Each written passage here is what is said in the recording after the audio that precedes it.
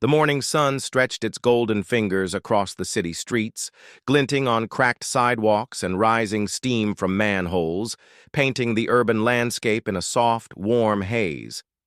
Officer David moved steadily along his usual patrol route, his uniform crisp but softened at the edges from long hours of duty.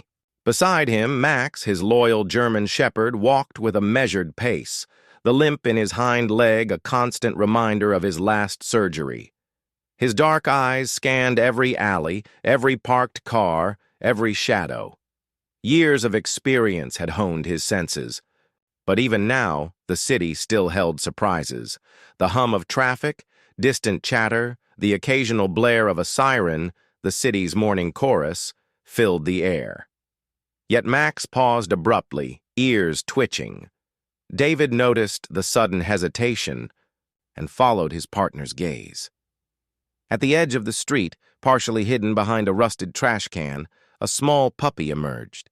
Its coat was tangled and dirty, with uneven patches of fur clinging awkwardly. One hind leg dragged slightly, each step a careful struggle. But the pup's eyes were locked on Max, unblinking, unwavering. Max let out a low huff, irritation more, then fear, and tried to continue walking. But almost immediately, the soft shuffle of tiny paws resumed.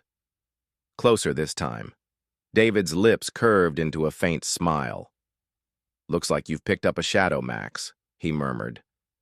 Max's eyes narrowed, suspicion flickering beneath the calm exterior as the puppy followed them doggedly through the autumn sunlight, small and determined.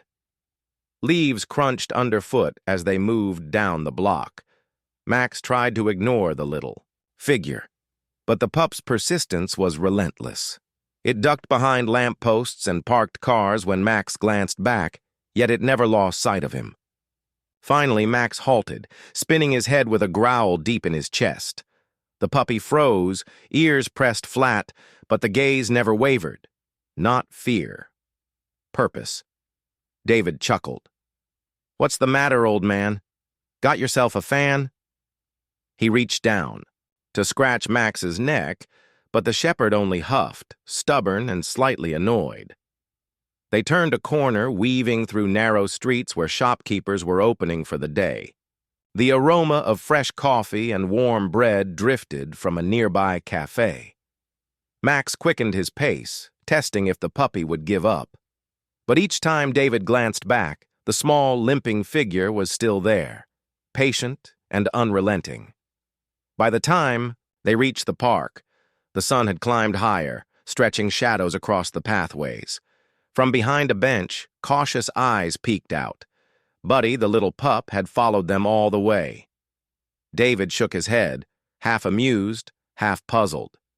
Persistent. Little guy, isn't he? Max exhaled a long, weary sigh, the kind earned from years of service. He tried to ignore the tiny follower, but the pup's steady, determined presence slowed his steps, tugged at his attention. Days passed like this, morning after morning, rain or shine. The pup followed, limping but resolute, never leaving more than a few paces behind. One rainy morning, water poured from the gray sky, soaking streets and sidewalks. Max shook water from his coat, expecting the downpour would discourage his little follower. But as they crossed an intersection, there it was again. Buddy, drenched, trembling, eyes unwavering. David slowed. "This doesn't feel like coincidence anymore," he muttered, watching the pup emerge from behind a lamppost. Max's irritation gave way to unease. The pup wasn't merely following, it seemed to be leading, sometimes pausing as if guiding them, sometimes sniffing corners with a precision that caught Max's attention. "In the quiet moments between calls, it almost looks like he's trying to show us something," David said one afternoon, holding his coffee. Max's eyes followed Buddy with a new intensity. There was purpose in every pause, every calculated step, every darting movement between shadows. What had begun as a nuisance was quickly revealing itself as deliberate. Buddy wasn't lost. He carried a secret. And Max, despite himself, began to sense that following the pup could uncover something long hidden. But the next encounter would reveal just how fragile this little shadow really was. The afternoon sun beat down on the precinct's front steps, the concrete shimmering with heat. Max limped alongside David, both weary from hours on patrol. Then came the sound again, small, uneven paws struggling to keep up. Max's patience, stretched thin from days of pursuit, snapped. He spun with a guttural growl, teeth bared, and then he saw it. Buddy swaying on unsteady legs, sides heaving, tongue dry and cracked, eyes glazed and unfocused. Max's growl faltered, for the first time. "Buddy!" David shouted, urgency sharpening his voice. The pup tried to step forward, but collapsed with a soft whimper, trembling on the scorching pavement. Instantly, Max's instincts ignited. 3 sharp barks rang out. Emergency signals of life in danger. David dropped his coffee and scooped Buddy into his arms, the tiny body limp and frail against his uniform. Max pressed close, forgetting his limp, his focus on the pup absolute. Moments later, sirens wailed, red lights flashed as their patrol. Car tore through the city. Buddy's fragile body rested in David's arms, Max's tense gaze fixed in the rearview mirror. The bustling city blurred around them, but nothing else mattered, only the small life hanging by a thread. At the veterinary clinic, chaos and urgency reigned. David carried Buddy inside, his uniform damp with the pup's heat. Nurses guided them toward a treatment room. Dr. Chin, a woman in her 40s with calm hands and sharp eyes, acted immediately, stethoscope in place, listening to the pup's shallow, labored breaths. "He's dehydrated, severely malnourished. Start fluids immediately," she instructed. Max paced nearby, nails clicking, muscles taut, eyes never leaving Buddy. 4 lines were set, monitors beeped steadily, and Buddy's tiny frame appeared even smaller against the sterile equipment. Dr. Chin's hands paused over the pup, frowning. "There's something else," she murmured, gesturing toward the portable scanner. The screen flickered. Grainy. Images revealed not just bone and tissue, but a small metallic object beneath the skin. David's eyes widened. "That's not a normal microchip," he muttered. Dr. Chin's voice was grave. "Military-grade encryption. I've only seen this once before, tied to narcotics task forces. This doesn't belong in a stray." Max's ears shot up, recognition flickering. Something in the past pressed against the present, memories demanding to be acknowledged. Buddy stirred faintly under sedation. The secret he carried was no accident. He wasn't just a wounded pup. He was a message. The clinic room fell silent, machines humming softly in the background. David rubbed his forehead, staring at the screen where the encrypted chip glimmered. Max sat rigid by the examination table, dark eyes fixed on Buddy, sensing something familiar beneath the sterile antiseptic tang. His nose twitched, pulling back through the years to a memory 3 years past. A warehouse raid, smoke and chemicals thick in the air, gunfire cracking. Chaos everywhere. Beside him, Luna, his white-chested German shepherd partner, had vanished in the mayhem. Her body was never found. Max lowered his head now, a low whine escaping his throat. The pups scent echoed Luna's, not identical, but unmistakably bound by blood. David noticed. He crouched beside Max, voice quiet. "You smell it too, don't you? He's connected to her." Max barked once, sharp and certain. His gaze burned with the weight of recognition. David exhaled, leaning back against the counter. Luna was supposed to clear that warehouse. Instead, we walked into an ambush. And now his words trailed off. Ash looked at Buddy, small and fragile on the table, yet carrying the shadow of their lost comrade. The camera would linger on the contrast. Buddy's fragile chest rising and falling. Max's scarred frame, stiff with memory. The past wasn't buried. It had walked back into their lives on 4 trembling legs.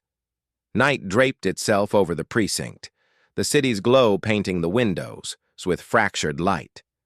David sat at his desk, flipping through old case files while Max dozed, lightly at his feet. Buddy slept nearby, curled on a blanket, his small chest rising and falling steadily for the first time in days. Then Max's ears twitched. A sound outside, an engine idling low, too long, too still. He rose, limping toward the window. Across the street, a black sedan sat parked, headlights dark, exhaust curling faintly into the cool air. David followed his gaze, his jaw tightened. That's no coincidence. Moments later, movement. A tall figure stepped from the shadows, silver hair, glinting under the street lamp. He stood motionless, staring up at the precinct windows. Even at this distance, there was something predatory in his stance. Buddy stirred, a soft whimper escaping his throat as if recognizing the scent carried through the glass. Max shifted instantly, placing his body between the pup and the window, hackles rising. The sedan pulled away into the night, but the unease lingered, thick and suffocating. David exhaled slowly. We need to be ready. Hours later, the precinct's quiet was shattered. Windows exploded inward with a thunderous crack. Shards raining across the floor, smoke grenades hissed, flooding the halls. Shadows poured through broken glass. Armed men in tactical gear, moving with practiced precision. David dove for cover, weapon drawn. "Max, protect Buddy!" he shouted over the chaos. Max snarled, muscles scoiled despite his limp as Buddy scrambled beneath the desk. Gunfire erupted, echoing off the walls. The attack wasn't random. They had come for one thing, Buddy. The night air bit cold as David led Max and Buddy through back alleys, their breaths sharp and urgent. The precinct behind them was chaos. Sirens blaring, smoke spilling from shattered windows. David's pulse hammered in his ears. They had barely escaped. He pushed them into an abandoned storage yard, the heavy gate groaning shut behind them. For a moment, silence pressed down, broken only by Buddy's trembling whimpers. Max stayed close, his scarred body forming a shield around the pup. Then a voice, soft, almost hesitant. "Eno, you're here." David spun, gun raised. From the shadows stepped a slender woman in dark clothes. Auburn hair cropped short. Her hands were lifted, palms open. "My name is Clara," she said. "I used to work for them. I'm not your enemy." Max growled low, positioning himself in front of Buddy. Clara stopped a few feet away, kneeling slowly to appear smaller, less threatening. "You need to understand," she continued, her voice edged with guilt. "Buddy wasn't meant to follow you. He was conditioned, trained with your scent, Max. He was supposed to hunt you." David's eyes narrowed. Then why didn't they? Clara's gaze softened, glancing at the pup pressed against Max's side. Because he chose differently. He fought the training. Instead of hating you, he trusted you. The words hung heavy in the cold night air. David lowered his weapons lightly, but his eyes stayed sharp. Max's growl faded into silence, his dark gaze steady on Clara. For the first time, the truth cut through the confusion. Buddy hadn't just appeared, he had been sent, yet somehow he had broken free. And in that choice lay mastery far deeper than survival. The silence of the storage yard pressed in, broken only by the distant hum of traffic. Clara lowered her gaze, her voice steady but laced with regret. "His name is Marcus Petro, former military handler. On paper, he runs a high-end breeding facility outside the city. But that's just a cover. He's been building a network, training dogs, conditioning them, smuggling narcotics through their bodies." David's jaw clenched. "And Buddy?" Clara nodded toward the pup who huddled against Max's side. "He's the key. That chip under his skin, it contains data. Records of shipments, encoded communications, proof that can't take Petrov down." Petrov isn't after Buddy because he cares. He wants to raise the evidence. Buddy shifted uneasily, sensing the tension. Max leaned against him, protective, his ears sharp and alert. David ran a hand through his hair, the weight of realization sinking in. So this wasn't chance. Luna Petrov must have kept her alive long enough to whelp this litter. And now, he exhaled, eyes hardening. Now, he's coming to finish the job. Claire's expression was grim. He won't stop. Not until Buddy is gone. The camera would cut between them.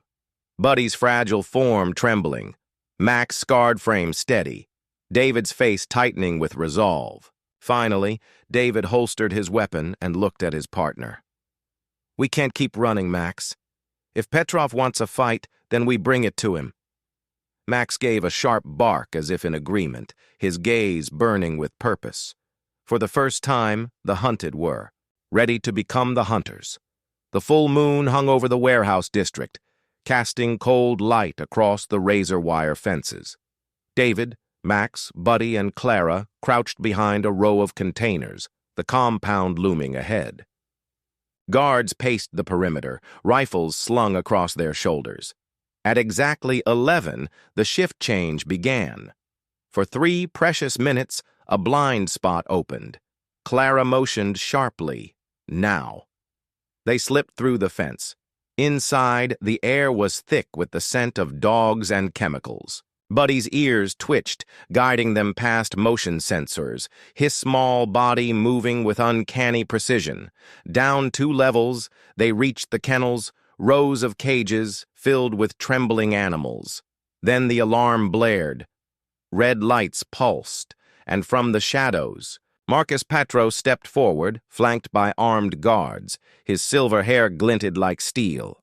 "Well," he drawled, eyes narrowing on Buddy, "my best creation, and the dog who ruined everything." His smile curved cruelly toward Max. He raised a remote and pressed a button. A piercing frequency filled there. Buddy stiffened, eyes wide, body trembling. "Attack him!" Petro barked, pointing at Max. For a heartbeat, Buddy froze, caught between conditioning and choice. His gaze locked on Max, scarred, steady, watching him with trust. A growl built in Buddy's chest, but it wasn't aimed at Max. With a sudden snap, Buddy lunged, not at his mentor, but at Petra. Chaos erupted. Guards opened fire. Max leapt, slamming one to the ground, despite the pain ripping through his injured leg. David fired back, covering their flank. Clara dove for cover, shouting coordinates into her phone. Then came the crash of glass overhead. SWAT teams rappelled through the skylights, flashbangs igniting the compound in smoke and thunder. In the chaos, Petro was tackled, his remote clattering, uselessly to the floor. Max staggered, a bullet grazing his shoulder, blood darkening his fur, yet his eyes never left Buddy, who stood over him protectively, refusing to move. Later at the precinct, Max lay bandaged, exhausted, but alive. David knelt beside him, holding a small polished badge. He clipped it gently onto Buddy's new collar. This badge carried years of service, sacrifice, and honor. David whispered, "Now it's yours." Max's tired eyes softened. For a moment, he and Buddy held each other's gaze, old scars meeting new strength.